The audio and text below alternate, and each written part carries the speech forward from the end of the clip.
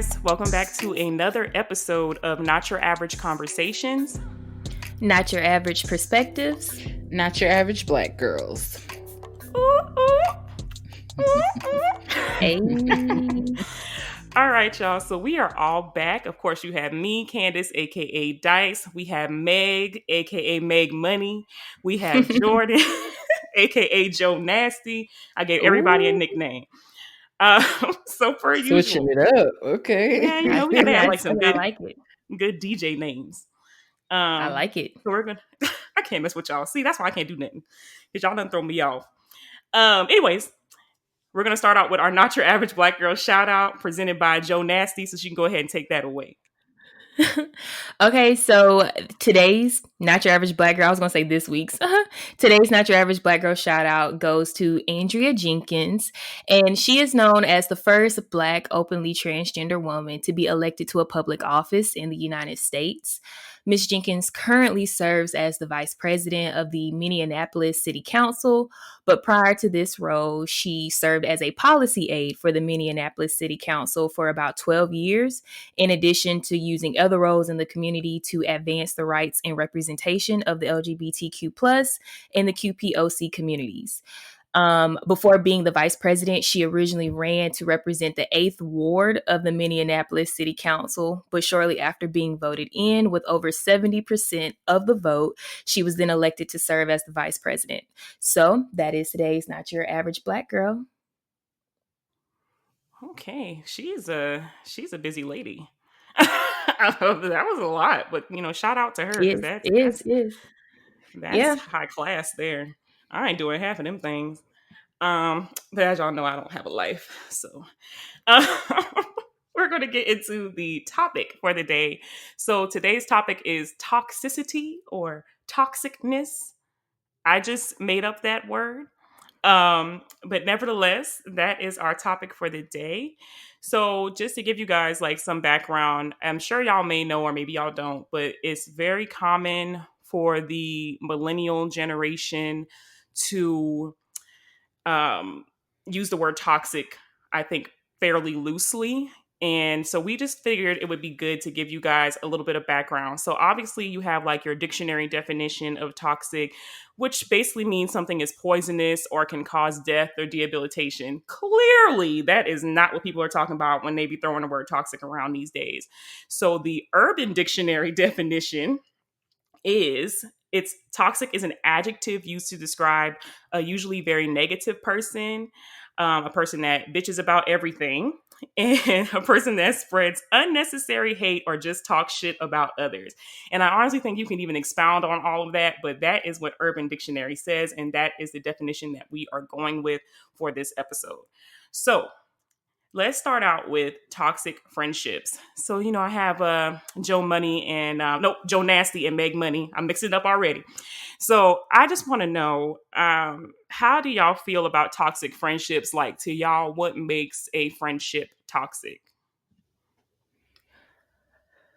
Well, I think for me, being in a toxic friendship, or one tell, I guess, or one sign of being in a toxic friendship is if you're friends with somebody who doesn't want to grow or who isn't accepting of growth and change and trying to evolve in life.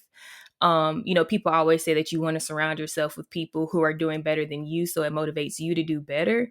I also think it's important to surround yourself with like minds who want to grow and do better, even if they like aren't already doing better. And so if you surround yourself with somebody who's kind of like content and complacent with where they are, that mindset can be infectious. And I think that person, or you may also bump into issues with that person when you find yourself trying to grow and change because they may not understand why you're evolving. So I think that's one sign of, you know, being in a toxic friendship. All right. I feel you. Meg Money.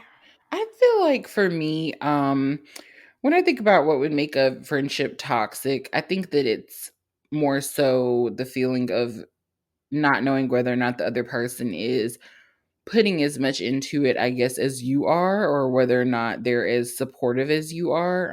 I do agree with Jordan as far as the being willing to grow and everything. And surround yourself with people who, want to achieve greatness and everything. But when I think about just on this, like being a friend, being a good friend, I think that, signs that someone might be toxic for you is, they come to you with all of their problems, but you can't go to them. You support them at whatever it is that they're pursuing, but they can never seem to find the time to support you. They'll let you vent. I mean, they can vent to you, but you can't vent to them. Just Mm-hmm. the support, I think, is what I think of when I think about toxic friendships is, do you reciprocate kind of what it is that I give to you? That's something to me that I would consider toxic, or someone that maybe didn't know how to be a friend.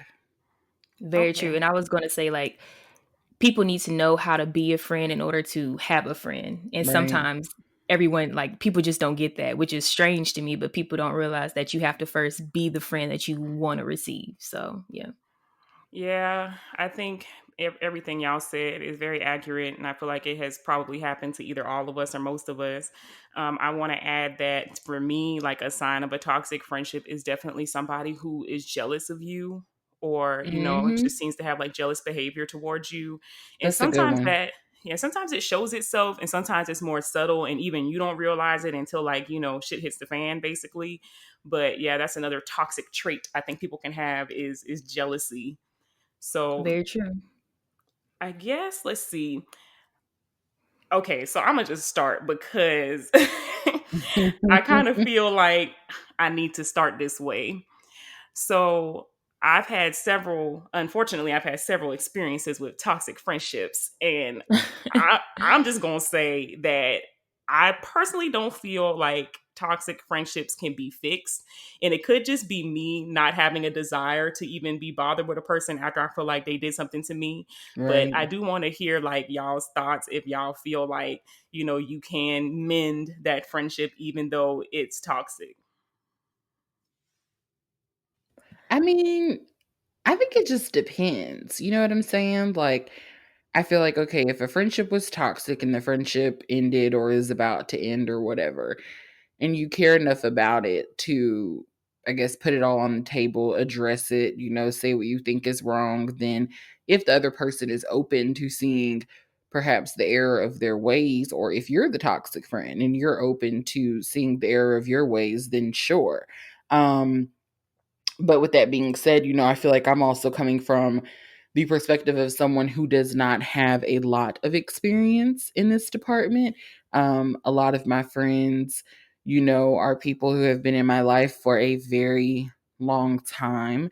That's not to say that I haven't, lost a friend. I'm can think of like one story that I could easily share with the whole world to hear on this podcast. But You I and me think both. that, yeah, child, I think that it can be fixed if both parties are willing, but I also feel like it's up to the person who, if you're the non toxic friend, then I feel like, it being fixed honestly kind of weighs solely on, well, now that you've realized those traits and now that you've realized what kind of friend they are or are not, do you care enough to fix it?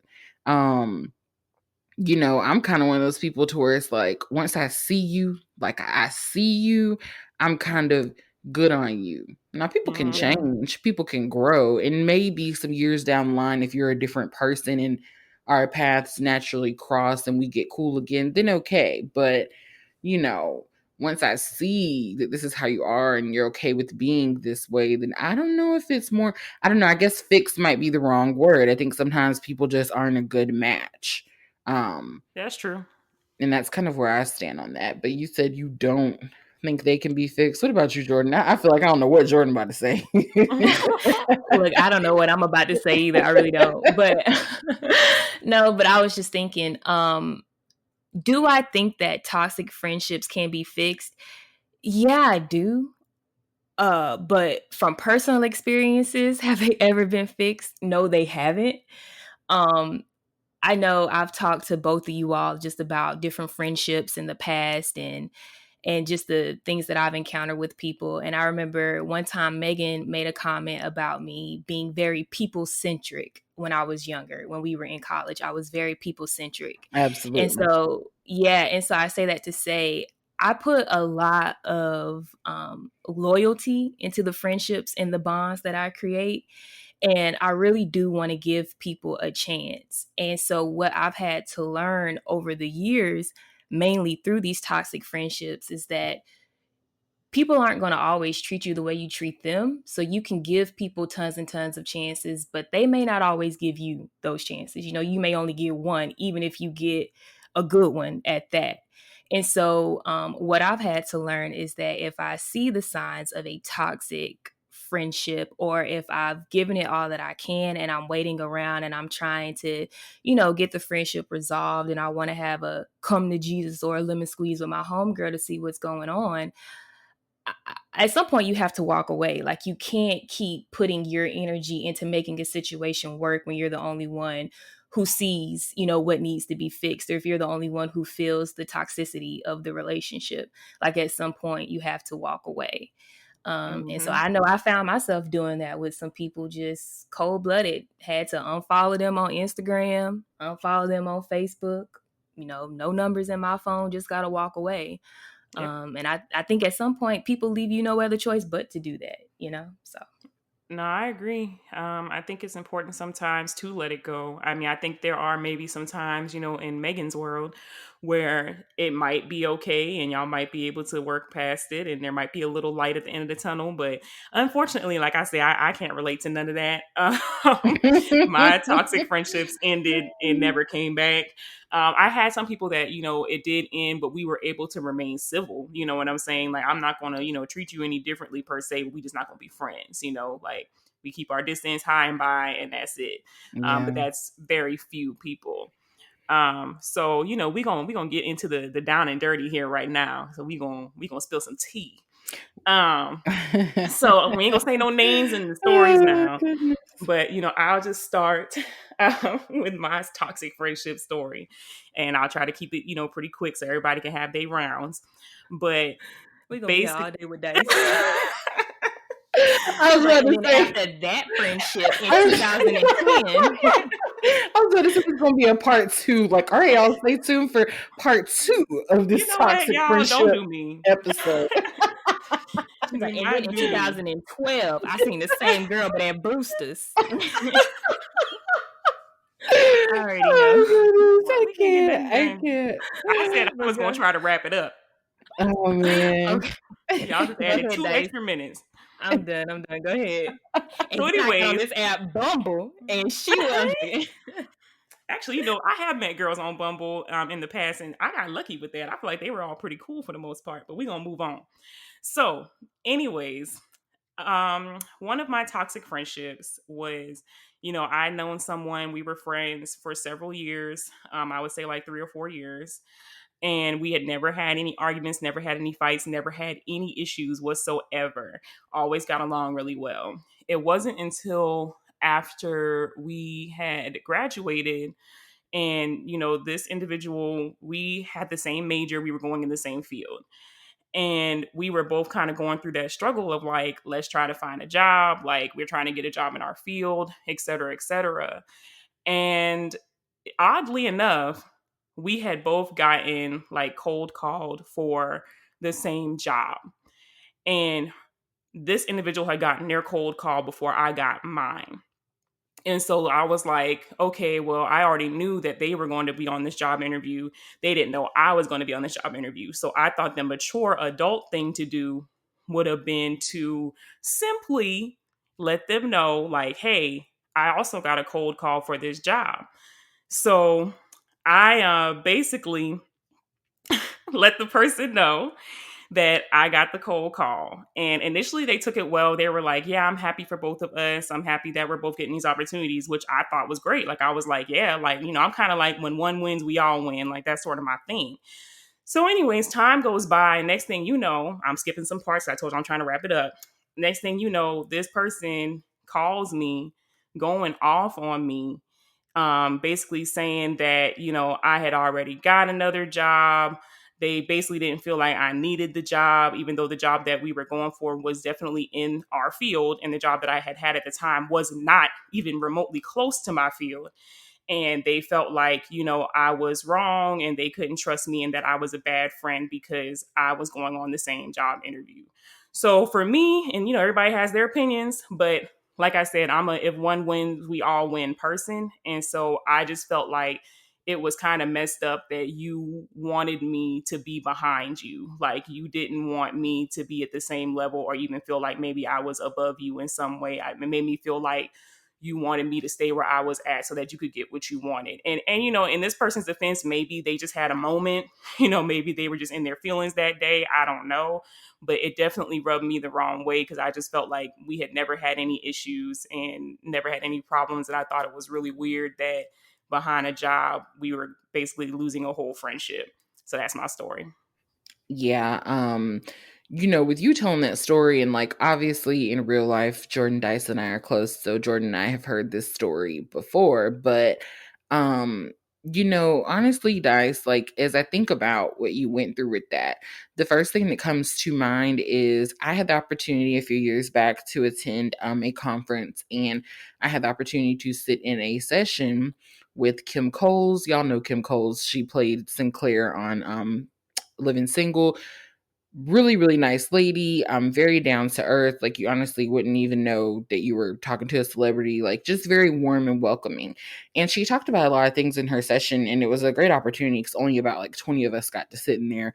But she talked about something similar to what you just shared with everyone, Dice, which is how it is in the industry and how there are limited roles. And this was years ago before people like were on this, train to include women more, include black people more, include black women more in Hollywood and in roles and stuff. And she talked about how roles are so limited, opportunities are so limited.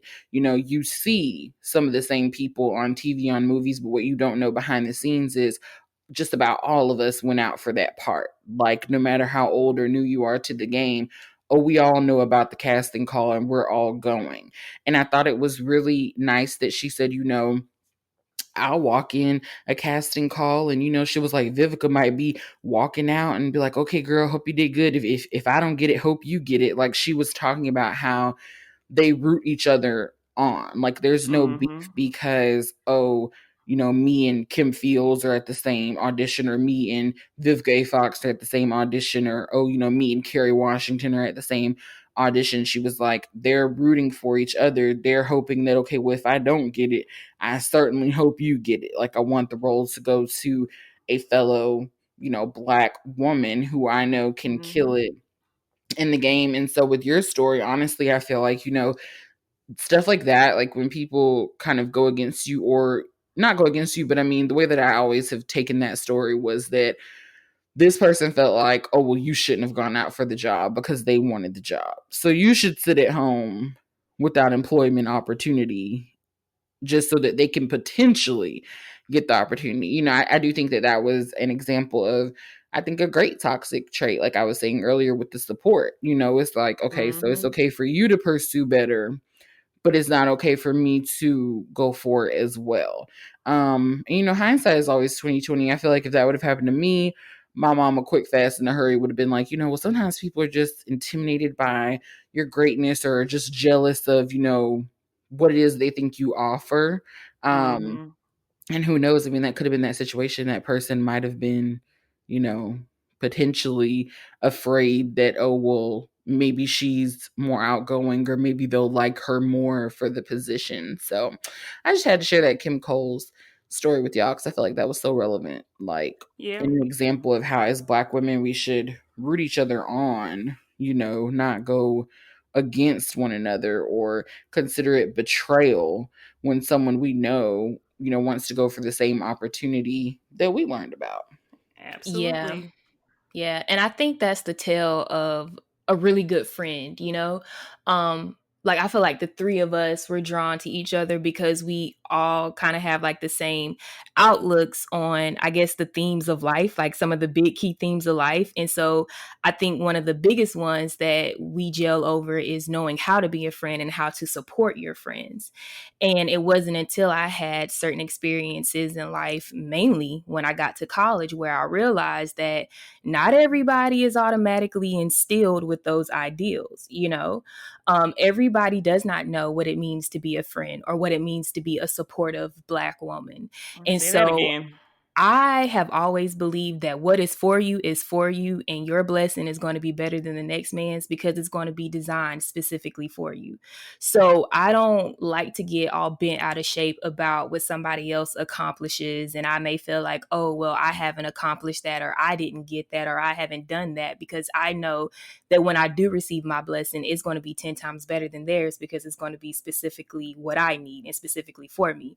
So, you know, like I try not to get or not even try, I just don't, like, I don't get bent out of shape about what somebody else accomplishes. And so it's very refreshing to be around, especially Black women who have that same mindset. And like I said, I guess this kind of leads into my little story, and I'm trying to figure out how I want to tell it. But it's just really refreshing. It's just really refreshing to be around a group of supportive Black women, on top of supportive people who aren't your family. Mm. But I'm trying to think, like, so when it comes to toxic friendships, I have a few stories. They all stem from college, so y'all are going to know. But I'm trying to figure out how I want to tell them. And so I think I'm going to say it like this. So I It's had about to this be one. juicy. Shut up, shut up, shut up, shut up. See, So y'all let her talk and with no interruptions and no expectations. And when I had to tell my story, y'all had all these words for me. But anyways, I'll hush. So I had this friend in college. We were joined by a few common interests, but one, like right out of the bat, we were both college athletes going in our freshman year. So we had met before, you know, the school year started, because we had met at practices over the summer, and then we ended up staying on the same freshman dorm hall. Well, I'll just say, going into our sophomore year, we ended up staying in the same hall, right? But the rooms in this hall were assigned based on GPA. So the RA that we had that year allowed us to choose our rooms, you know, and they called everybody based on who had the highest GPA. That person got the first pick, and then, you know, who got the second highest GPA got the second pick, and so forth and so on. So by the time that the RA got to me, not that my GPA was like scrubbing the ground low, but my GPA was one of, like, you know, it was like a lower one compared to everybody else on that hall that year. So the room I was stuck with was still like a single bedroom, but it had this like small ass closet. Like, I'm gonna say the closet probably had like a 4-foot ceiling or something in it. And y'all know, like, I'm 5'7". Well, the listeners may not know, but Dice and Meagan know I'm a pretty tall person. It had like a 5'7", or I'm 5'7", and then the ceiling in the closet was like 4 feet or something. And the room was like really narrow. It was one of like the smaller rooms on that hall. Well, my friend, not to, like, you know, bring too many detailed variables into it, because I know they, you know, might be listening. Like, I know she ain't talking about me, but this person was shorter than me. So, I mean, a 4-foot closet would have been okay for her. Well, come to find out, like the summer going into our sophomore year, which was, you know, a few months after we had already picked rooms, the RA had gotten it wrong, and she had done the GPAs based off the first semester instead of the GPAs based off the first year. And when you pulled the cumulative GPA for the first year, I had a higher GPA than my friend. Mind y'all, now, once again, this is the person that I met prior to going to college. So, like, she and I were close. We were on the same team. We spent majority of our days together, you know, X, Y, and Z.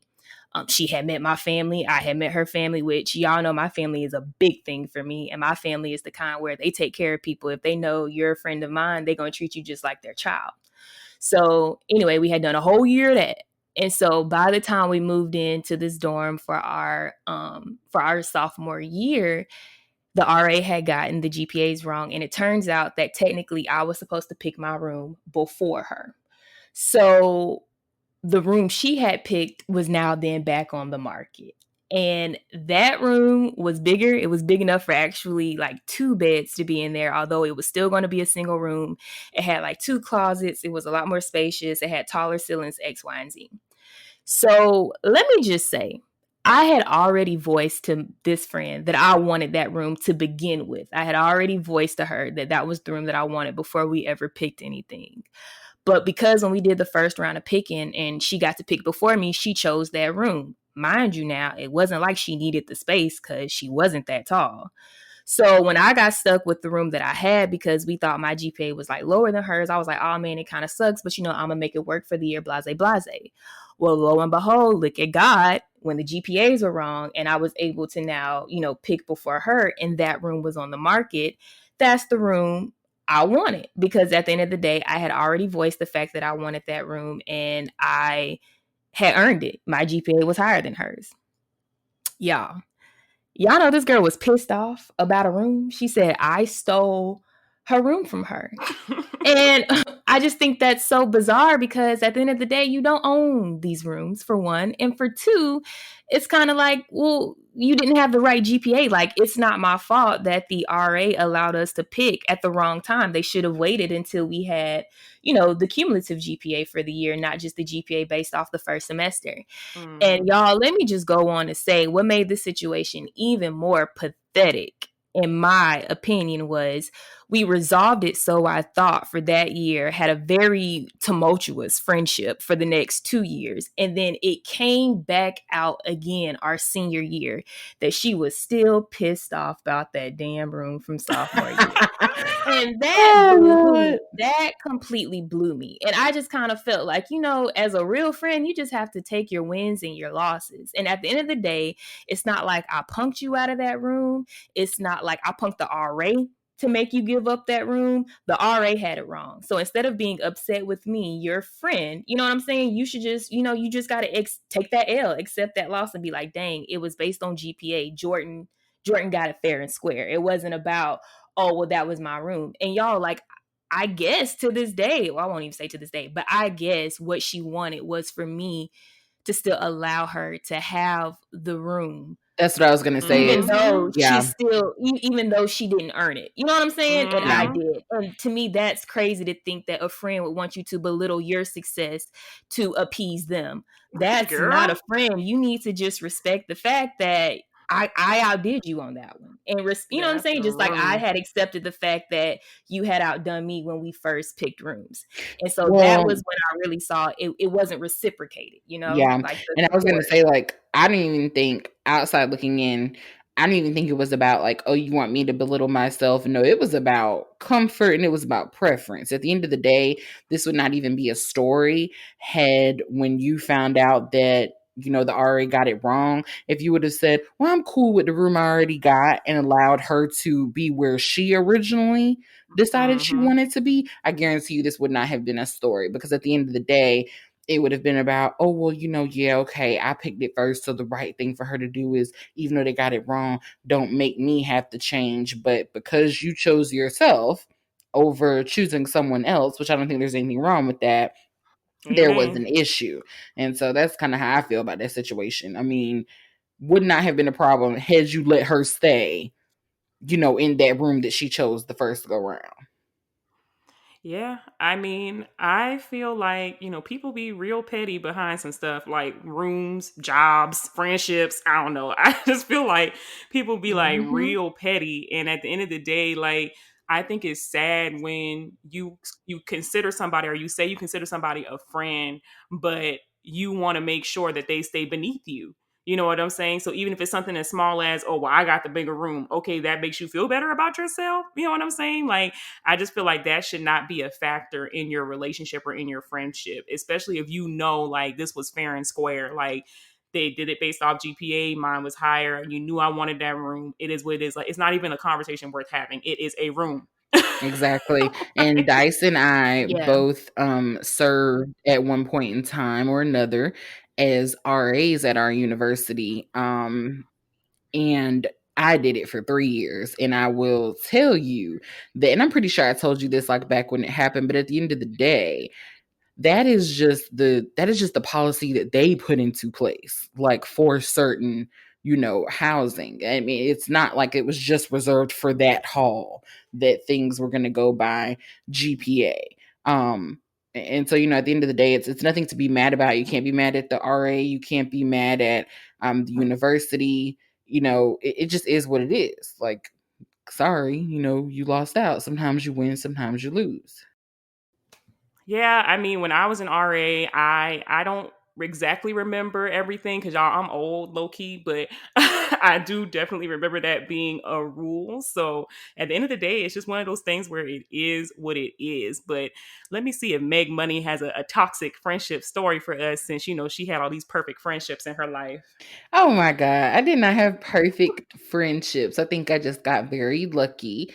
And a lot of the people who Hmm. are close to me either became my friends in middle school or high school. And then I have a group of people I'm close to that y'all are included in from college. And that's just kind of it. Um, been that, I mean, I think I just got lucky. Like I said, I think my experience just was different. But to your surprise, my story, if I think about it, I guess technically in my story, I would be the one that was accused of being somewhat of the toxic person. Now, Oh. this was before toxic became like the keyword or whatever. So, but I'm putting it on myself because I'm saying like I was not the one who I guess somewhat ended the friendship. I don't know. So I'm going to give you the Cliff Notes version. This was in high school, my senior year. I had a group of friends. There were four of us, and we all went to different schools and everything, but we became friends through middle school. And obviously, I'm going to keep the theme going. I'm not going to say any names or anything like that. But long story short, this friend just had been through some life changes. And her senior year, which was also my senior year at her school, when her prom came around, I was trying to do at one point what I feel like we all had done for one another, which was like, oh, give me the details of like what time you're leaving. I want to come like take pictures of you, see you before you go to your prom. And when that time came with this friend, she was like, oh, don't worry about it. But the way that she said it, I thought she was saying like, "Oh, don't go out of your way." And so I was like, "Oh no, it's nothing. Like, I'm free. I think I might have had to work that night, but like, I don't have to work until so and so. I want to come take pictures of you or whatever." And she was like, "No, for real. Don't worry about it." And then she went into this whole spiel about how, I guess she had been feeling for a while that she didn't feel like I was being a real friend to her. She felt like that when I would call her, when I would text her, I remember like these weren't her exact words, but it was something along these lines of like, she felt like when I would ask her, like, oh, how are you, or what's up, or what's going on, that I basically wanted to know like what the latest gossip was and not how she really was doing. Completely caught me out of left field because I was just like, what are you talking about? Like, I've never called you up and been like, okay, girl, what's tea? I mean, we weren't saying tea back then, but you get what I'm saying. Like, I've never done that. I've never been that kind of friend. And I know that sometimes people can have blinders on to who they Mhm. are, but like I know myself very well. I know my flaws, I know my good traits, like I know my weaknesses, I know everything about myself. I'm very honest with who I am. And I know that I'm a good friend to people. So when she said that, I just was like, what? And it caught me so off guard. I'm a sensitive person at heart. So like I remember I called my best friend who was also friends with her, and I just like really upset. I was crying. I was like, I don't understand how she could think this way about me. It completely blew me out of left field. I just was not prepared. I was like, I just don't know where this could have come from. Fast forward to some time later, one of my guy best friends was able to give me some information, and this was because he went to the same high school as her. And he surprisingly was able to put it into perspective for me. He had some key pieces that I didn't know about. And it's a mess. Like, this is truly something that I feel like could go on Love and Hip Hop or something, because basically she was not honest with me. She felt some type of way because I guess she felt like I played a role in a little bit of her business getting out about some experiences with a certain guy. Um, but what I will tell you is I completely think she's 100% at fault, and I'll tell you why. She had some experiences, and I didn't know anything about it.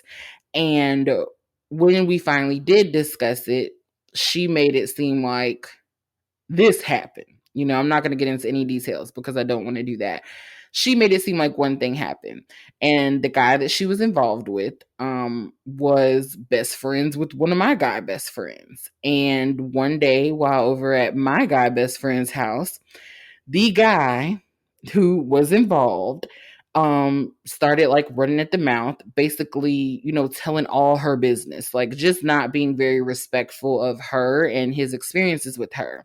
And so because at the time she was, you know, one of my best friends, I absolutely was defending her. Like I just felt he was not going to talk about her like that in my presence. You know, I was just like, I don't know if this is how guys talk when girls aren't around, but you're not going to talk about her like that around me. And then, you know, based on what I knew or what I thought I knew, he was also lying. So I was like, not only are you being disrespectful, but then you're lying on her. Like, you know, don't lie on what a woman has or has not done with you. Just keep it to yourself. But if you're gonna put it out there, at least tell the truth. Well, it all came full circle like later down the line. And apparently she lied to me about what her experiences were. And Lord. the guy actually Classic. was the guy actually was telling the truth. But I think that what happened, and I don't know this to be certain, but I think that what happened was he probably went to her and was like, you know, hey, you know, your homegirl came at me like really aggressive, saying I was lying. Like, I don't know what you're telling people, but you know, I don't lie about what I do, blah, blah, blah, blah. And I think that for her, it just was like, I think she just kind of felt like I played some sort of role in that. And, you know, I could have blinders on, but like I said, I think it's 100% her fault because at the end of the day, you didn't have to tell me your business. Like, I didn't ask you what happened when you were with him. You volunteered that information. And it came out later that like she volunteered that information because she felt like, oh, well, I knew you were going to want to know how that night ended. Okay, well, that was you assuming. Like, I wasn't going to force you to tell me anything, but you came to me with information. You told me how your night ended, and then what you didn't know was that behind your back he was going to be talking about you the way that he was talking about you. I thought I was standing up for you, and this is how it was reciprocated. Now I'll give a little bit of grace and say, like I said earlier, at the time in which all this blew up, this person was going through a lot of life changes. And so I don't know if she just was like in an I don't trust anyone mood or what, but I just know that that is the only experience I can honestly recall where I felt like someone completely like misjudged my intentions as a friend.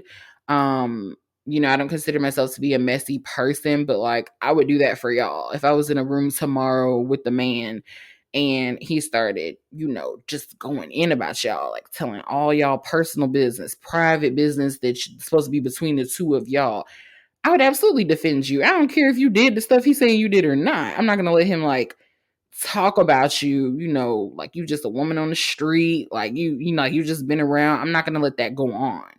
Um, and so, you know, I mean, I don't know, but you know, fast forward to today, we are not friends, but we are cordial. Like I think we follow each other on something. Like I'll like a picture here and there, she'll like a picture here and there.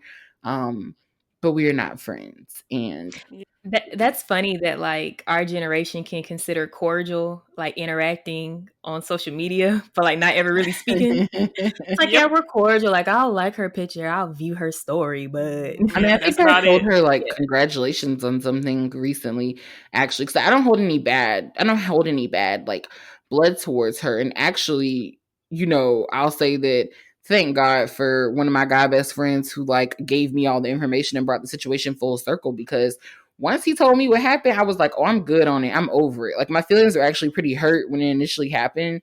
When he told me like a month or two later, like more background information, I was like, oh, I'm good. I don't need her in my life because if you Yeah. cutting me off of assumptions that I played a role in your business am I getting out? Well, I didn't play a role in anything. It was him telling everybody what had going on, not me. But Yeah.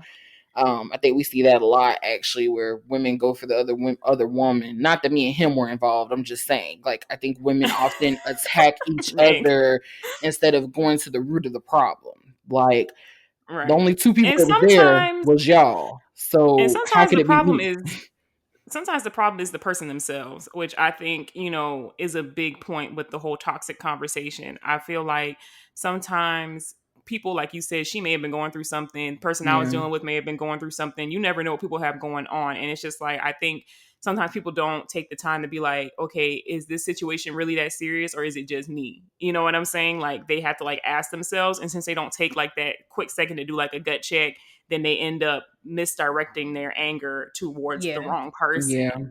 That's It's called true. self-reflection, and I think I've been saying that as long as I've known the two of you. Like, I'm really big on people being able to do self-reflection because Lord knows I can do it on myself. And if you can't Hmm. look within and be like, okay, am I handling this situation as best as I can? Am I looking at this with, all my glasses on, and am I seeing it for what it really is, or am I just overly like emotionally invested before I respond to people, or even after you respond? Like, you can do self-reflection at any time, but like it's hard to be in a friendship with someone who never sees themselves at fault. It's always what the world does to them, but never what they put back out into the world. Like, that's when you really meet a toxic personality, when they cannot self-reflect and correct within and moving forward with how they deal with you and anybody else they come into contact with. Like, oof, you just Yeah. setting yourself up for failure right there. And the thing Yeah. is, like, with my situation, I don't even necessarily think that that person is or was toxic. I think that they just completely misjudged the situation and moved too quick, in my opinion. Like, I think that's the perfect example of when communication is not in play. Like, had you just Yeah. talked to me, had you just come to me with what you were hearing, you would have found out that it wasn't what you thought it was. But That moving too quick is always it for some people. yeah. Yeah. Yeah. Yeah. Always. If you would just take 5 minutes and think about Mhm. it, you would probably make a different decision. But sometimes people, humans are emotional creatures. And I think sometimes we act on impulse and we don't stop to say, like, okay, like what's really going on here? Let me at least find out. Like give a person the benefit of the doubt. You know what I'm saying? Like before, unless it's something Mhm. egregious, but give them the benefit of the doubt before you go and attack them, especially if you know like that's not that person's character on a regular basis. So it's like, why all of a sudden would you be like messy? You know what I'm saying? Like, Exactly. if Yeah. you have been Yeah. messy that whole time. Yeah. Exactly. And I think that's Yeah. what it was for me. It was like, out of all the years we've been friends, I have never played a role in like gossiping about you or spreading your business. Why now all of a sudden would that be my motive to calling you or checking in on you? Like, it just made no sense. But at the end of the day, there's no bad blood there. I mean, it wasn't meant to be, we were not meant to stay friends. It was a nice ride while it lasted. Um Yeah. Mm-hmm. and Yep. moving on. Well, Yeah. you guys, I feel like we definitely covered toxic friendships. So let's move on to toxic relationships, and I mean intimate relationships. Whew.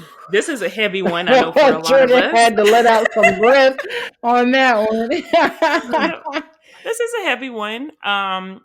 Okay, so how do you know like your relationship is toxic? I'm sorry, Jordan. What's Well, going on? 'Cause I feel like you got something on your mind. let me just say this, and I hate that I didn't say it at the beginning of like the whole topic. But let me just say, I feel like our generation has like overused the word toxic. I quite honestly hate to even hear it, especially in reference to relationships, because that's when people were using it the most. Like when you were Mm-hmm. in, or when you see people in a bad relationship, they're like, oh my God, it's so toxic. That dude's so toxic. She's so toxic. I'm like, man, can y'all come up with another word to say, he's disrespectful? Can you come up with another word to say she just dumb for staying? You know what I'm saying? Like, I feel like we do overuse the word toxic, but nonetheless, I Mm-hmm. do think we are making some pretty good points in these scenarios today, because you Right. can have toxic friendships, and we all know you can have some toxic relationships. But I guess I'm just trying to say, I think there are other adjectives to describe two people being wrong for each other, other Yeah. than using the word toxic. But I I just wanted to think say that. Yeah. I think toxic is just one of those words, like many others, that it started out good and then it just got overused, like Yeah. everything else. Well, people's But vocabulary skills are low because they don't Very read. limited. And Very so, limited. unfortunately, the younger generation, unfortunately, some of us, when we learn a word, that is the only one that we can hold on tight to. And so, I say it with humor in my voice, but it's really sad. People need to read more and enhance your vocabulary because there are other words to describe a situation that may not be beneficial or that may be harmful to you in life. So, okay, and that was our vocabulary lesson from Money Meg. And the education experts on the podcast, thank you. so, nevertheless, okay, y'all, let's get back on track because we be going off. Do. Um, okay, toxic relationships. So I'll just go ahead and start. I think it's best with this topic to tell stories, really only because I feel like Jordan was saying, everybody's definition of toxic can get a little different. But we have our stories, and I think we probably all heard each other's stories for the most part if we have them. I don't know about Meg because Meg be living the perfect life over there. Um, Oh but my God. I know Do for not do this. sure. Don't do I this. know for sure me and Jordan have had some stories. And I got stories so long, I can't even, there's not enough time on this podcast. But I'm going to start with, one that was the most present, I guess, in my life, one that affected me the most. I was in a relationship with a guy for almost 2 years. And it was like my first real relationship. I had always been unlucky with that. I had never had a lot of boyfriends, never had a lot of guys coming for me or nothing like that. I had always been the single friend. And that's just who I was. So when this guy came along, I was really excited because he seemed serious. He seemed to have it together. He seemed like we wanted the same things. So how he became toxic was, and I didn't even realize it at the time. I realized it after everything ended. But how he became toxic was he basically was trying to change me and I didn't even realize it. So over the years, I felt like he was always asking me to change something. For those of y'all who have not ever seen me, I have two nose rings, one on each side of my nose. At the time, I had even had a lip ring at one point. So that was I was clearly into piercings. And so he met me that way. And till this day, I still have two nose rings. And out of nowhere, 6 or 7 months into the relationship, he's like, oh, I don't like the hoop nose ring. I want you to wear the stud, and my dumb ass, I'm just like, oh, okay, I guess, what I'm saying? I just went ahead and was like, okay, I'll just adjust my nose rings. No big deal. And it's things that you just don't think at the time. And I was in my early 20s, you don't think are a big deal. It's that's reasonable, whatever. So then it was, oh, well, I don't like how you curse. And I'm just like, okay, but I was doing this when you met me. I Well, he legit didn't started. know you.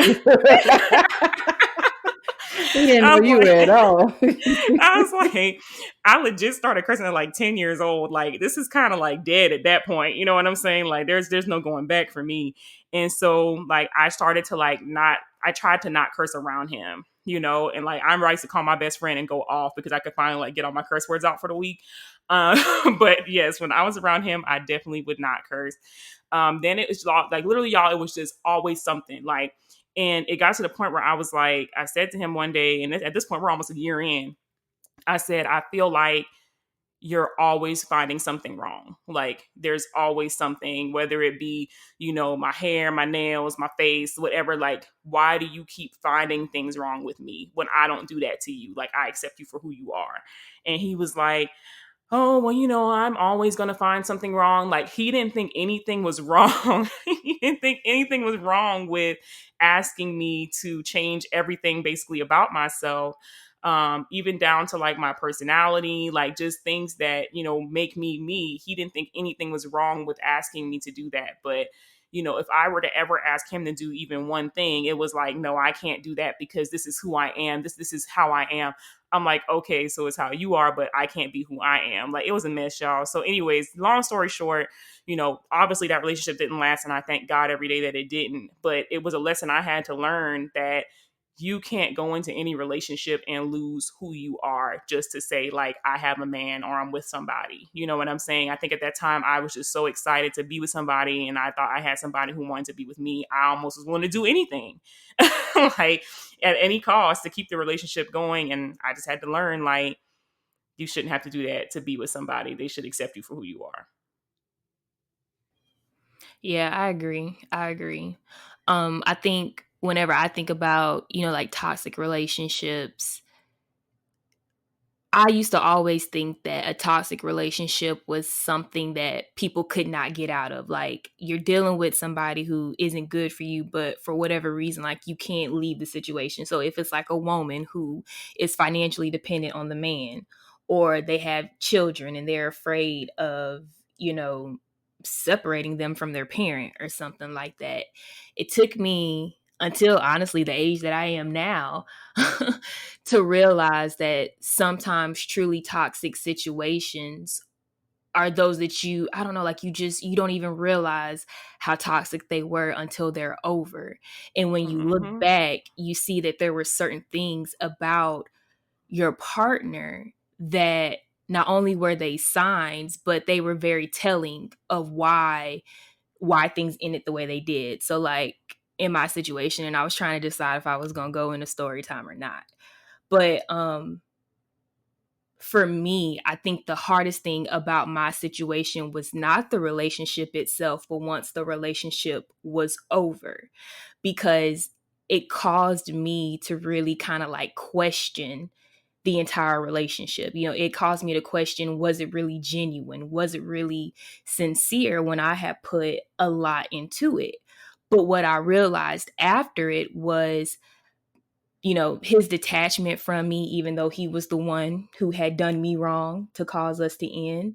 And just his treatment towards me once the relationship was over, there were signs of that in his upbringing and how he grew up. And so I think I had kind of tricked myself. I don't want to say I ignored the signs, but I think I tricked myself in thinking that, oh, but I'm different. It's still that same, I'm treating people how I want to be treated mentality. So I'm still thinking that, well, if I treat him how I want to be treated, regardless of everything that he's seen in life, which sounds so silly saying it now, regardless of the experiences that he's had in life, because I'm not giving him that experience, he won't give me that experience.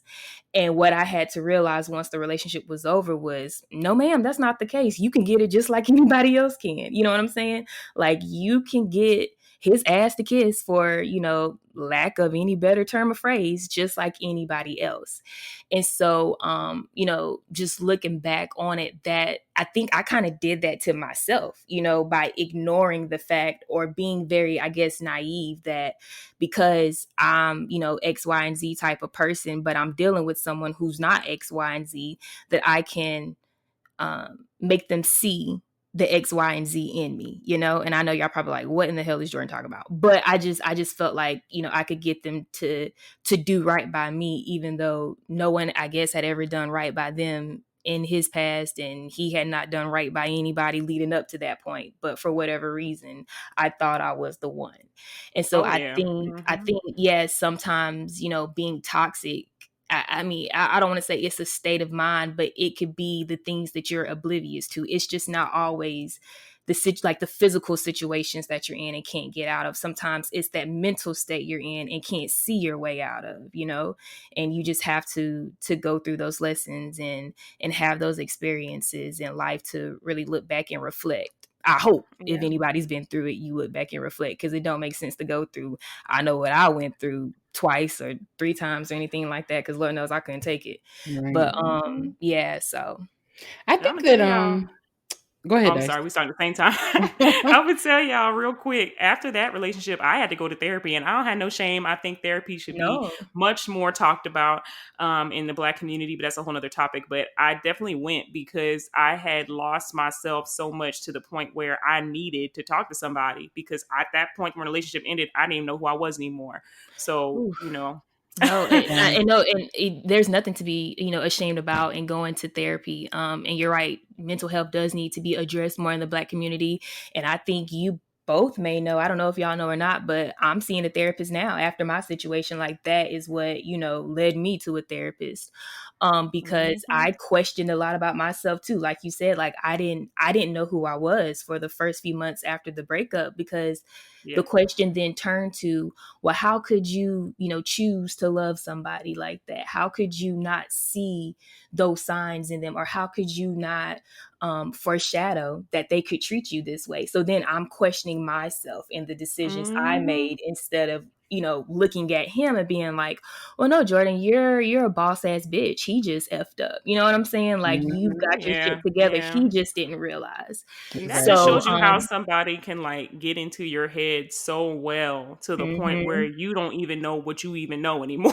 Like mhm, Yeah. you just like, mhm, what? Like I thought it was this, but mhm. you start questioning everything about yourself without realizing that it was that person who had manipulated you Yeah. into feeling like you were the bad person or you were doing something wrong, when in reality it was them. Right. But we just Mhm. allowed ourselves to be, our minds to be hijacked by this individual. But anyways. And I think for me, that's where my ability to self reflect works a little too well, because once again, I'm looking internally instead of looking externally. So I'm always accepting my portion of the blame, but not really deflecting enough on, the other parties. So in that situation where, like I said, the person had clearly done me dirty, I had not done anything to them. I'm sitting over here trying to prepare for the next phase of my life, which is also something that this person knew was just as important, as it was. And, Mhm. for him to do what he did and then not really show any remorse, and just to treat me the way that he did once everything came to light, it was just all, like I said, very eye opening. And it was, shit, not even humbling, because I thought I was already humble. But once again, like I said, eye opening. And it really caused me to just think about a lot of things and be like, wow, like, so this is what they say when people show you who they really are, you need to believe them. And by all means, I Amen. really saw who this person was. So interesting things in life, man. Relationships are funny. They are very, very funny. They are. And something I was gonna say about something you said earlier, Jordan, is I think that a lot of women, black, white, Hispanic, just women, period, often have that thought process that, well, if I show this man, if I show him, what it's like to be with someone who is kind, who is thoughtful, who's considerate, who shows genuine love, who, just in general treats you right, whether you've ever been treated right by a parent, a friend, whoever. Like if I give them this experience of being treated the way that you should be treated, then I'll be different, like you said. I'll be different. I'll be the person to kind of turn them around. And I think that it's just another reminder of how you can't change people. I'm a firm believer in that. You cannot change people. People have to want to change. Now, you can be a positive Mhm. influence, or, and I do believe everyone has their match. And so I believe that when you meet yours, if that person has things that they need to change or improve on, you can be a strong influence. You can be the person that makes them wake up and say, you know what, I got to look at myself and change, because I'm about to miss out not only on my person, but on just opportunities for myself. Because I mean, it's not just reserved for relationships. I think that applies to jobs, to things that you want to achieve in life. I mean, just, friendships, just in general. And so I think that, you sharing that definitely goes to show how, at the end of the day, when people show you who they are, like you said, you got to believe them. And sometimes, as harsh as it may sound, sometimes you got to leave people where they at. When you see Mhm. on sites that they don't have it, whatever it is that you're looking for, whatever it is that you know that you deserve, when you see that they don't have it, leave them alone.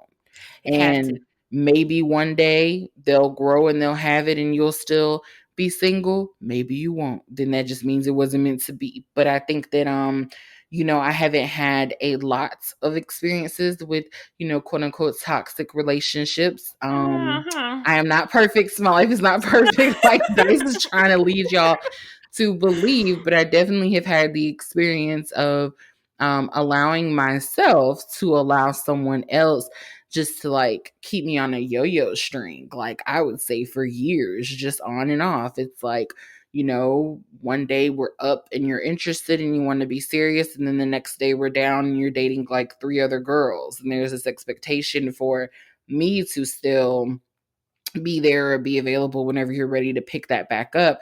And I think that I can kind of relate to what Dice was saying.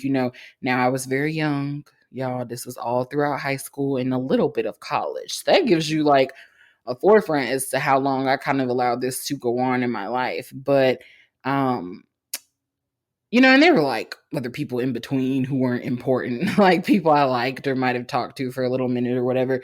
But as far as like a truly toxic situation, I feel like I can relate to what Dice was saying on, sometimes when you haven't had a lot of serious relationships or a lot of people show like a serious interest, sometimes you are willing to, I guess, do whatever it is that you think you have to do to keep them around. And what's crazy about my situation is like, I can't even think of nothing it was that I was like doing. I think just the pure allowing this person to enter and exit as they pleased, from my life, in my opinion, was definitely toxic. Toxic of him to think that it was acceptable to do that to someone, but also toxic of me to not wake up sooner and realize like, okay, you got to stop allowing this to happen. And I definitely think once I entered college, I got a little bit more strong. I got more opinions. Like things came more full circle about like what was and wasn't acceptable. But I just think it's interesting how you don't realize until you get older, like things that you allowed to go on. Because in my mind back then, would you have asked me like, was I? And I don't want to use the word victim now because I don't think I was a victim. But like back then, if you would have asked me, was that a toxic relationship or a situationship, whatever you want to call it, I probably would have said no, because ultimately, like, I nothing ever went on that I didn't, want to go on. Like I was in high school, so none of those things were happening, at least not for me. And so, it wasn't anything specific. It just was, like I said, I can't think of the word I want to say. I know they're gonna be like, what is she trying to say? But just the pure like back and forth, just the on and off, like insert and exit as you please, was not okay. And that's honestly the only situation that I can think of that comes to mind.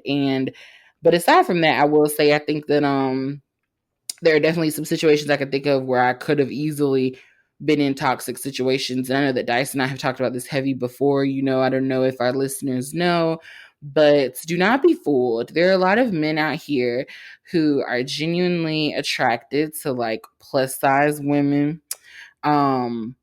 Like be in the DMs all day, every day, but on the surface, in front of their friends, in front of their family, whatever, they don't want people to know that. They want to keep that on the low. And I've definitely had more than a handful of experiences where like people wanted to be involved or wanted to talk or go on dates or whatever, but you didn't want anyone to know because you don't want anyone to know that you're into, I don't know, anyone who's bigger than a size 6 or 8 or whatever the desirable size is today.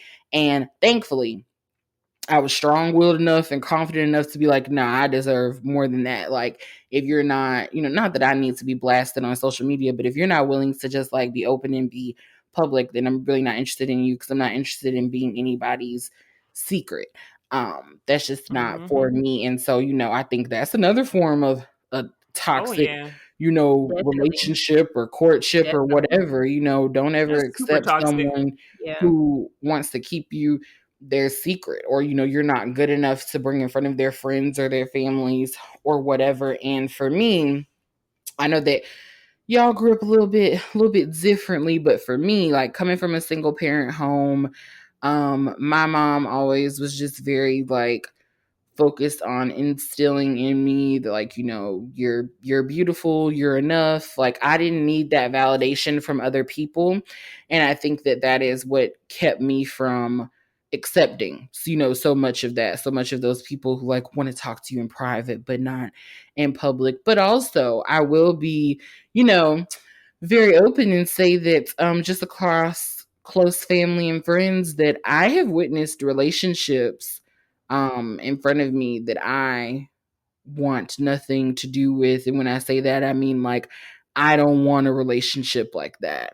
And I think that that's part of what kept me maybe from having even more experiences is, I have seen up close and personal pure examples, in my opinion, of some toxic relationships. And so I think that like seeing some of those things throughout my childhood showed me early on, like, oh, I already know what I don't want and what I'm not going to put up with at all costs. And that's just that at the end of the day. Mm-hmm. But, that's my little spiel, because Dice was out here telling y'all I was perfect. So I was like, no. I definitely have something to bring to the table on this. I've been exposed to one too many toxic men out here. So, All right, Meg, whatever you say. So, oh Lord, y'all, they just say this because and Dice has a man, so I don't even know where she coming from. But I'm you know sorry, what? but I had to go through like 10 negatives to get to one good. Whatever. So, Dice has a man. Dice does have a man, Meg. You oh right. my God, But it is what see, it is. Dice not the only one who does it though. Ever since I have gotten with my fiance and we have lasted as long as we have lasted, I feel like my whole group of friends is like, oh, everybody can't be perfect like you and so. I ain't gonna say his name on here because I don't know if he want his name on the podcast, but I hear that all the time. Oh, everybody can't be perfect like y'all, Meg. I'll be like, dang, you think I ain't People got do. nothing to say? Like, low key, people do switch up on you like once you get engaged or married, because I know, like, y'all know I have been through the ringer with some relationships. Like that was Yeah, just one little piece of a story I Very told y'all, true. but I got like 20 stories. yeah. And I was like, the moment I got engaged, it was just like, oh, y'all know how y'all married folks go. Oh, you Right. married women. I'm like, wait, what? Just Like, write you off. let's not forget. Like, let's not forget where I came from, okay? Well, and I will Like, say, I I think always. another part of it is I did meet him when I was 20. So I think a lot of people like Oh yeah. who know Mm-hmm. me are like, okay, you met him when you were 20, and then yeah, you did kind of have this long standing on and off thing in high school. But aside from that, like, what you got, girl? This man swept you up at 20. What you That's know? definitely how I felt. I ain't gonna lie. Like I was like, okay, she got this little cute little love story. The He rest of ain't us, I done perfect. been dragged out on the street, He and then ain't almost perfect. 30 Don't years be old, fooled. I ain't finally perfect get neither. somebody. Let me be fair. I'm not perfect either. But he ain't perfect. Anyways, Don't be fooled out here. Okay, so do y'all think that men are more toxic than women? Or do Hell you think yeah. they're worse? You for real? Hell yeah. Man, let me tell you something. And I'm not biased because I have witnessed like men in my family be done wrong by women. So I'm a huge advocate for like don't always put it on the man. I do believe everyone can equally get the blame, but in general, I'm just speaking in general. I do think that there are a lot of men out there who either A don't know what they want, and so they just play these games, or B, they know that they don't want anything serious, but they allow someone to still invest all of their time and energy. And I saw this argument recently on Facebook ooh, with like girl. some screenshots where this girl was upset that this guy pretty much let her do everything for him for like 6 months or something. He was like, okay, but I told you at the beginning of when we met that I didn't want anything serious. And so, yes, you're right. You told her that you didn't want anything serious, and so she should have fell back and she shouldn't have did all this stuff. But at the same time, why would you continue to accept this treatment? The laundry, the cooking, the cleaning, the sex. Why would you continue to accept that when you see that she's doing more than what she should be doing, when you yourself just said you told her you didn't want anything serious? And so that is why I say I think that men tend to, in general, be more toxic because it seems like they're typically more likely to allow people to treat them as if the situation is serious when they know that they don't want anything serious. And that's just kind of, Mm-hmm. how I observe it. And plus, there's this old movie, y'all. I know my mama gonna be like, you got the movie wrong, but you got the point right. I think it's called like Backstreet or something like that. It's super old. Our like grandparents were watching it or something like that. But there's like this Oh wow. famous line in the movie where the husband was doing the wife wrong, and these was white people now, because I know y'all think all we talk about is black people, but these was white people. And the husband was doing the wife wrong, cheating on her and stuff. And I think towards like the climax of the movie, she just nutted up on him. Like she just was going fool. And his response to everything she was doing was kind of like, why are you acting this way? Blah, blah, blah, blah. And she said, well, this is what you've reduced me to. And so that's why I say, I think that ultimately men are more toxic because, yes, women have their traits. Women will do things sometimes. But at the end of the day, let's look at what led up to it. Now, yes, you have some genuine crazy women who just go off for no reason. But I feel like 7 times out of 10, I ain't going to say 9 times out of 10, 7 times out of 10, I think there are things that led up to the crazy, that led up to them becoming toxic. Like they were fine until you came in their life and messed with them. Yeah. Yep. And so I that's could just, agree. I could agree with that. that's my take. I don't know how y'all feel. Are men or women more toxic for y'all? I think men take advantage of women more than I just think men take advantage of women more, right? And so I don't know if I want to call that toxic because, like I told y'all earlier, I'm just very hesitant to use that word. But it does kind of go back to what you were saying, Meagan, where men will allow a woman to take care of them. Okay, so cook, clean, sex, all the above. Let them, drive a car, X, Y, and Z, use a credit card, da da da. And I think men will oftentimes know from either early on or very close to the beginning of the relationship that this is not someone that they want to change for, or that this isn't someone that they want to be in a serious long-term relationship with. But because it's so good for them at the moment, they go with it. Like they let the woman invest in them emotionally, financially, however, but they even let women invest in the dude's kids sometime. You know what I'm saying? Like they will allow a woman to take care of their kids. And it's like all along, that you don't ever plan on doing right by this female. But to them it's like, well, she chose to do that stuff. I ain't forced her to do it. She chose to do it. And I just think that's so lame. Like I just think that's a really like dumb mentality to have.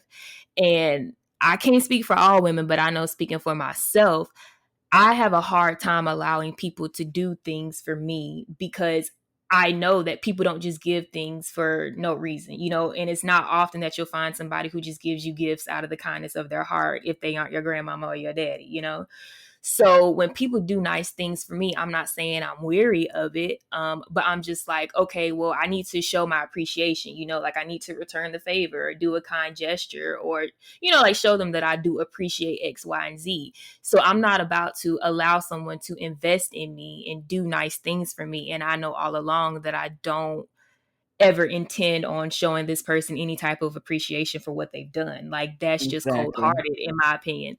And so I will say I have had to learn like how to accept the gift sometimes and, realize that sometimes giving gifts are just certain people's love language. And that's just, how they show affection. And I'm free to show my affection in other ways.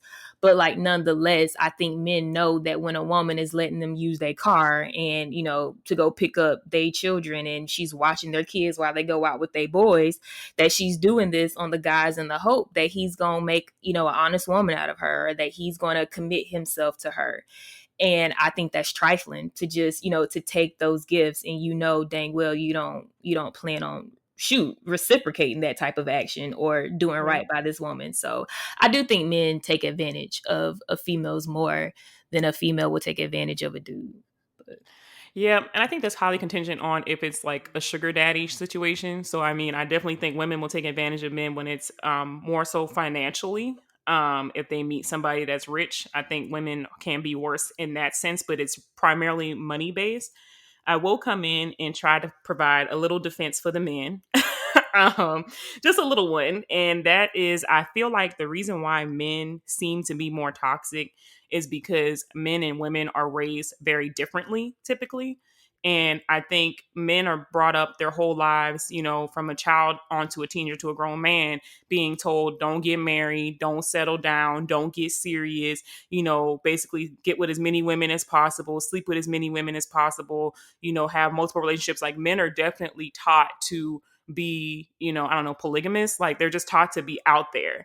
Versus women, I feel like from a young age, we're like, oh, find a husband, get married, settle down, blah, blah, blah. And I feel like we kind of need to stop putting those narratives out there, especially if we're not going to make it mutual. So it's like people can do what they want, and everybody doesn't have to get married. Everybody doesn't have to have a relationship. Everybody doesn't have to have one relationship. People can do what works for them. But the issue is when you drag other people into something knowing that y'all's viewpoints don't align and you're just purposely misleading them. That's when I think it becomes a toxic situation. But I think as a Absolutely. society, we just need to get back to like a level playing field. And it's like, if I were to have kids and I had a son and a daughter, I'm teaching them both the same things. You know what I'm saying? Like, Hmm. just don't be Yeah. out here doing people dirty. But I know everybody's not raised that way. And so that's why we run into these issues that we have now. If you Yeah. want a good example of the most toxic relationship, it's a lifetime story and everything. Just Google Betty Broderick. Oh, Lord. Just Google. I'm so serious, Who is y'all. that? Betty. Who is Girl, that? It's a look, Lifetime first of movie. all, You got to look it up, Jordan. But it's a they got, true story. but they got a show on USA. Have you seen the show, Meg? It's a show. Girl, oh, man. Okay, we gonna talk about that off the podcast. But I y'all, love there's me a some. show. Let me tell you something. I don't condone murder. Let me get that out here right now, because I know people who know who that is gonna be like, "Wow, she's so crazy. She's bashing the men." I do not condone what Betty did. I am just saying, know the whole story. When you look at the Yeah, build yeah. up to what she did, I think that. I mean, I think it's a perfect example of how somebody can just drive you to something that you To a certain never point. thought you would be possible of. Um, and so yes, she's wrong. Like, and so I'm spoiling it. Obviously, she murders someone, or two people. But All right, Megan. you look it up, and I think that's a perfect example of a toxic relationship, Yes. 100%. But Dice, I agree with you. I mean, yeah, we got to have some grace for the men. Like I told you, I mean, I definitely have observed it. I mean, I know men who have had people leave them as soon as they got the money that they were waiting on, that they didn't disclose they were waiting on before they got married. I've watched men have their cars destroyed more than once. I've watched men be fooled in several situations. So, like, it definitely is not just men who can be toxic. Like, I've witnessed women who just, I don't know, at times just seem evil for no reason. Like, dang, why is she doing him like this? I just think in general, like, I feel like I'm in the minority. I feel like most people can't relate, like, don't personally know a lot of men who have been through things like that. I feel like most stories that people tell are like, let me tell you about this woman I know who has done so wrong. And so, I'm with you guys. We definitely have to I think we have to get back to raising people equally, because that is a part of the problem, is the upbringing, and what people are encouraged to do from the age of a small child. And that's how you become kind of, who you are as a man or as a woman. So I'm Mm-hmm. all for that. But y'all go Google Betty Broderick so we can have discussion on IG. I will And go, man, definitely, I will go we low live key just to talk about had Betty an Broderick, ad. okay? We got an unpaid ad on here, but nevertheless, the show on USA Today, the Betty Broderick story, I think it's called, is actually very good. Mm-hmm. But we're gonna move on. Mm-hmm. So, lastly, as far as toxic things go, toxic workplaces. So I'm gonna just jump right into Deep the meat and breaths. potatoes here because we That's kind of another one. toxic workplaces. So my personal story with that, and I'm sure everybody probably has a story if you have had a job. I had a manager. I've actually had two managers that were toxic, but that manager was toxic because I felt like they were purposely like stunting my growth in my Oh, career. Anytime I would ask them to show me something, they wouldn't, or they would be like, oh, yeah, I'm going to put it on the calendar. And then that date would come and they would cancel the meeting, and that just went on and on and on for like several months. And I just kind of was like over it. And then when I switched to another team in the same company, I had another toxic manager where that individual, like, they would kind of show me stuff, but you kind of had to like, pull it out of them. And also they had like a really bad temper. So they like would be like flying off the handle, pretty quickly, like just making the work environment a little more hostile than what I was used to. And so that's just my examples of how you can be in a toxic workplace coming from like their management perspective. I feel like this is going to be another situation where Meagan is like, "Oh no, I have a really great work environment. I love my coworkers, you know." So Megan's gonna come through with the perfect stories, I'm sure, I after do me. love my boss and my coworkers. I can't lie. I Again. knew I I knew Megan can't was gonna lie. do that. They're great But people. I'm sorry. I just had to say that. oh my gosh. But yeah, so when you think about like toxic work environments, obviously you're gonna think about racist work environments, like when you work with white people who just are ignorant and aren't trying to understand. But then you've also got like ageism a bit. So like for a lot of people who are who just got out of law school, like with me, we're coming in at the not at the bottom of the totem pole, but like this was our first year in the workforce. But then you have those issues with like sexism and stuff like that if you're the kind of person that's in a place like that. But then also too, I think one of the bigger issues when it comes to workplace toxic or toxicity is when you have like the workplace politics, right, at play. For me, that's a real big one because that not only affects how you do your job, but how you feel while you're doing your job, if that makes sense. Like you have the workplace politics, so it's like you may want to get something done, but then it's like you don't want to offend somebody because the person that you may offend is like the big boss's homeboy, and even though they not your boss or anywhere near your department, you can't piss that person off because then it'll come back and like bite you, in the ass whenever you're trying to move up to the next level. And so I think sometimes having to navigate all the unnecessary um just the unnecessary aspects of workplace egos and like workplace personalities and all that adding into the politics of the job. I just that just makes it so toxic on top of whatever it is that you may do. So like God forbid if the job that you actually do is just difficult and daunting, you know what I'm saying?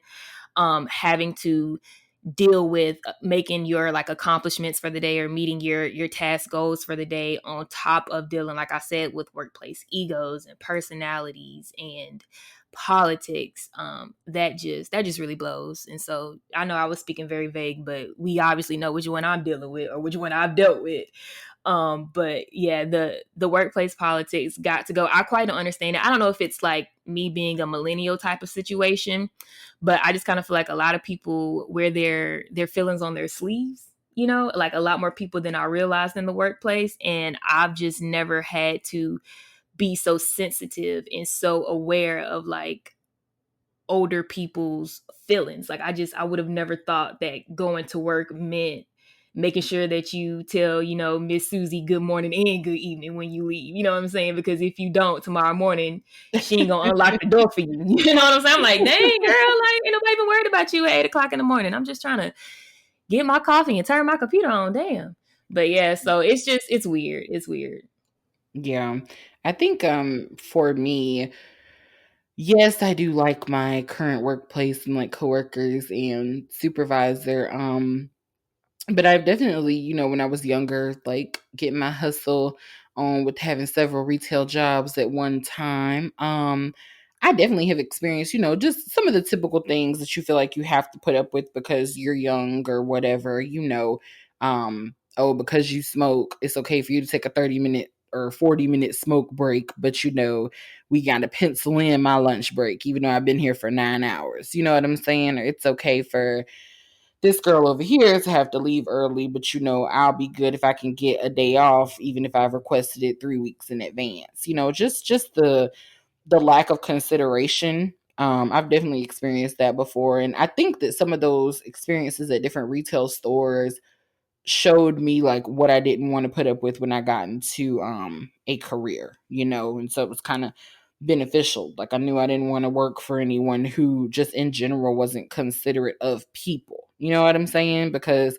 you don't realize until you get older that is a serious place where a lot of people lack that skill. Like just normal consideration for someone as a human. And that's a big one. Like I see that a lot. And I just want to put full disclaimer. Although I may enjoy my job and the people I work with, we do work with other departments who I definitely could go on and say that they have just some things that I would change. I ain't gonna call no names and use the T word, but just some things that I would change. I'm gonna leave it at that because I want to remain employed. So What's the All T right. word? you figure it out. I, She gonna leave it a mystery. I was trying, and then that's why I asked. Okay, I'm a work on it. I was lost too, but we gonna just let that ride. But okay, so yes, Toxic, that toxic. Oh, What are we girl, talking about? I was thinking transfer. I was like, what, she want them people to transfer out of that department? Like, No. Oh my God. I didn't even have a good guess. Yeah, man, you had lost both of us. I don't know where our heads was at. But yeah, unfortunately, workplaces can be just as toxic as anything else that we've talked about. But I think, just to wrap up our whole topic for the day, I feel like the most important thing to ask yourself in a lot of these situations is it you or is it them? You know what I'm it's saying? Like, them. It's them. I feel It like in is our them. cases, a lot of the times it was the individual that was, displaying toxic behavior. But at the same time, it's like I do think there are some exceptions to that where you have people who are toxic and they don't even realize they're toxic and they're saying everybody else is. Yeah. So I think that's where it's important to kind of like know yourself and be like, okay, maybe I need to, check myself. And can I just say, I think for me, doing the, I guess, self-reflection after I got out of these toxic situations, whether it be friendships or relationships, you do need to go through that evaluation and say, okay, hey, was it me in this instance or was it not me? And go through that healing period of that relationship Hmm. ending, because that is what will prevent you from being toxic in your next relationship. Like, the last thing you want to do is be to somebody else what that toxic person was to you. So I do think that you need to take the time to heal from, these broken friendships, these broken relationships, and do that self evaluation and figure out, okay, was I the toxic one? Did I exhibit some toxic traits, on this day and that day?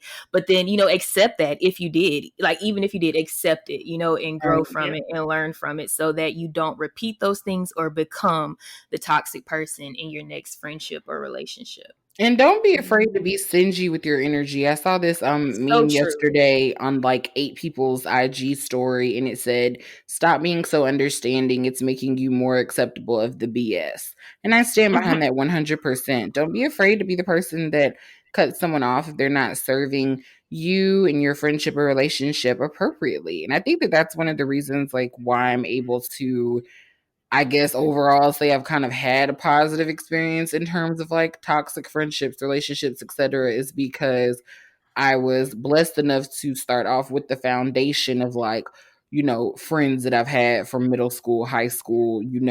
I got into the real world, so to speak, with that foundation of knowing what a good friend looks like. So when I got to college, when I got out of college, when I could recognize that someone wasn't what I was used to, okay, you no longer get my energy. I mean, Yeah. it's know what you deserve and be able to recognize the signs of someone who is not deserving of that. And like I said, don't be so understanding. I mean, if somebody is full of it, cut them off at the end of the day. And I know that I've said this before to Jordan. I don't think I've ever said this to you, Dice. I never in my life, before getting to college, I never in my life had met so many people who did not know like what it was to be a friend, number one, Mhm. and who had not experienced a real friendship. Like it Mhm. was baffling Mhm. to me that that was a thing. I was like, what? There are people out there who like don't consider themselves to have any real friends. Like that took me back. So I mean, I feel sorry for anyone out there who's listening who, might be in the upper half of their 20s like the three of us are and haven't experienced that, but it's never too late Not to me. I'm 21, baby. I'm at ha the beginning of my joke, 20s, so don't Oh do that. Lord. Do joke. not do that. I didn't know this was a comedy podcast. Um, but for anyone who hasn't experienced it, it's never too late. Find some people who you have things in common with, and go from there. And Dice, you were saying you've had success on like Bumble and stuff with Yeah. friends, right? Yeah, I did. That actually worked well for me, but I don't know if I just got lucky because I know other people who didn't have such good experiences. So I don't know, but I definitely did make some friends off of there that were cool, and so far I ain't been no issue. So Well, see, we got a success story. So y'all get on there, get on some of these little sites and make you some friends. And and I'm all about that for relationships as well, because I will tell anyone, everyone who asks, I 100% met my fiance on a dating app. So these apps can have positive outcomes, y'all. You just have to be open and willing, and you can't be so closed-minded. hey, you guys, it's me, Dice. I'm sure you're wondering why I popped in on this part of the episode. Well, we were very passionate about this topic and got a little lengthy. We decided to put the Not Your Average News segment in a separate episode. If you guys like this new format, please send us a DM on Instagram and we will continue with it. Meanwhile, you can stop the podcast here and catch all the juicy news we have for y'all on the news segment episode. Thanks for listening. Love y'all.